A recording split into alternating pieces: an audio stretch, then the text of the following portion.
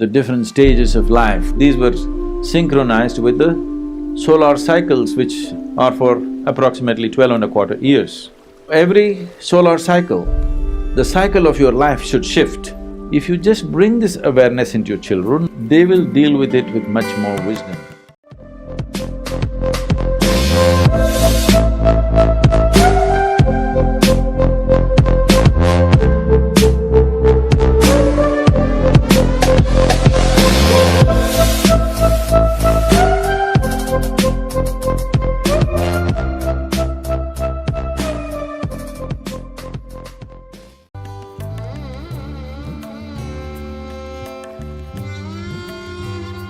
You know it's not coming naturally.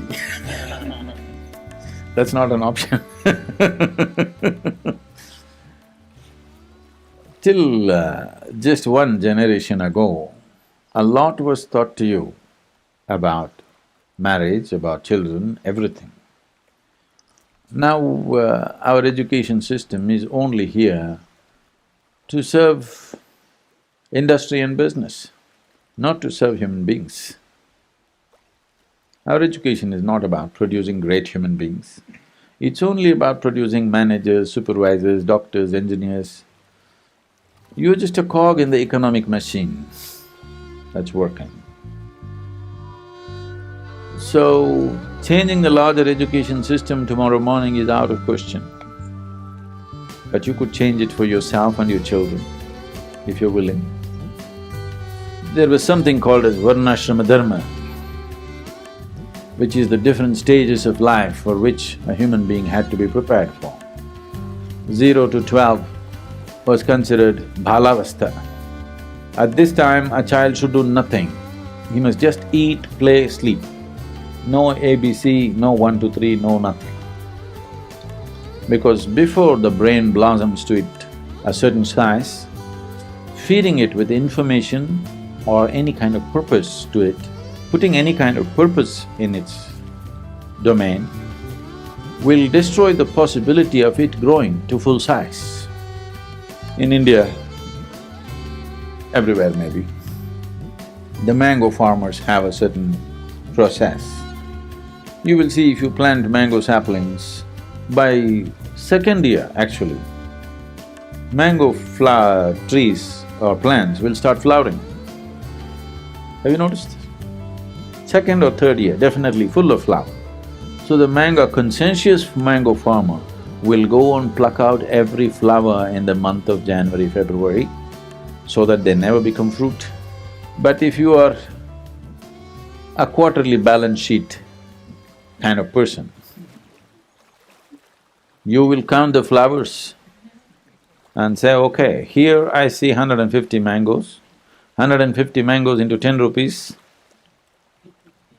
15,000 per plant, I have 10,000 plants, you will allow them to fruit. Anyway, they will not fruit very well, but they may fruit. But if you do this, that tree will never grow to full size. It will never come to its full potential. So even with plants we know that. Why is it that we don't know with children? We know it, but we want our children to be little better than the neighbor's children, which is a serious illness we have. Yes, our problem is our neighbor's children are already saying, 3-year-old saying, I want to be doctor. So that means you want the whole world to be sick.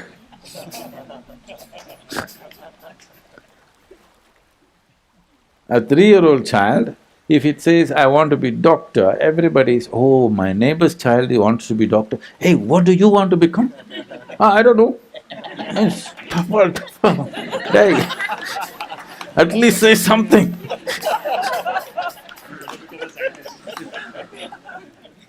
This is not the sickness of education system, this is the sickness which has gotten into the society. Education system is trying to cater to that. Once it happened, I'm doing a program in Chennai, and something comes up and we're asking people to share what happened that day. This man with a really grave face, sad, talking, my daughter, she's not doing her homework, I'm really worried about her future. What will happen to her? How do I… what, so many things he said. I thought maybe his college-going daughter, something, trouble. So, okay. Then I just asked, how old is the girl? He said, 4.5. I said, you idiot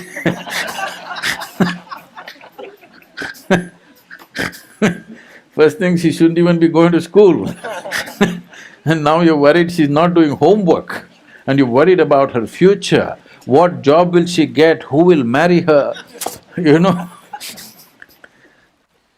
So, we need to change this trend in the society, at least in your life, that your children are not products. When are they going to produce something? No. First of all, you must understand your children only come through you, they don't come from you. They're not yours, they're passing through you. You must be, appreciate the privilege that they came through you, that's all. Don't believe that they came from you, there's no ownership on them. Your business is to protect them, nurture them, till they come to a certain place, till they know how to do that themselves. That's all. Your business is not to see how much you can squeeze out of them, whether they will continue your business tomorrow, whether they will do things that you are incapable of doing. No, that's not what it is about. So this Varnashrama dharma was like this: at 12, your Bahalavastha ends. Now your Brahmacharya begins, 12 to 24. 12 years of discipline and learning. So before you're empowered with education, you're always initiated into Brahmacharya. What Brahmacharya means is, Brahman means the ultimate reality, Charya means the path. You are on the path of the ultimate. That means you're not on a divisive path. That means you're not on the path of you versus me, you are on a path of absolute inclusiveness. Without including everything as yourself, you should not be empowered with education. You must remain illiterate, that is best, because education was seen as an empowerment. If you're empowered in a divisive way, which is what we have done to the modern world, every scientific knowledge and technology that comes up, first thing is military use. Why? My nation versus your nation. My father is better than you my God is better than your God, my father is better than your father. Because once this division is there and you get empowered, all that will happen is the ugliness will get empowered. So before education, first thing is Brahmacharya. So for 12.25 years, these were synchronized with the solar cycles, which are for approximately 12.25 years. So every solar cycle, the cycle of your life should shift. First 12.25 years is Balavastha. Once you cross that, the second is for learning and discipline.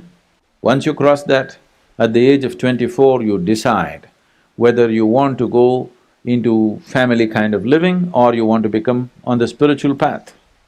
By choice, not by social compulsions.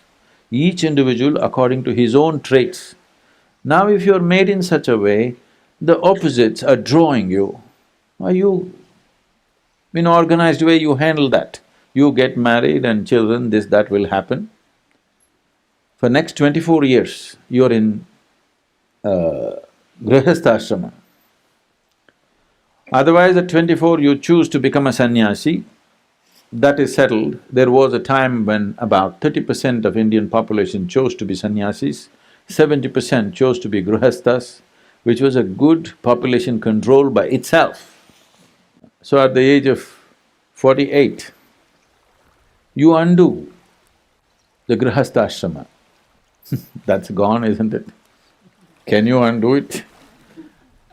If you undo it, it's in divorce and instantly you're latching on to somebody else. Another changing house, not giving up that structure. So at 48, you take sannyas for 12 years. So undo the family structure, because if you got married at 24, by the time you're 48, your children or over 20 years of age, they may not say it in so many words, but they want you out.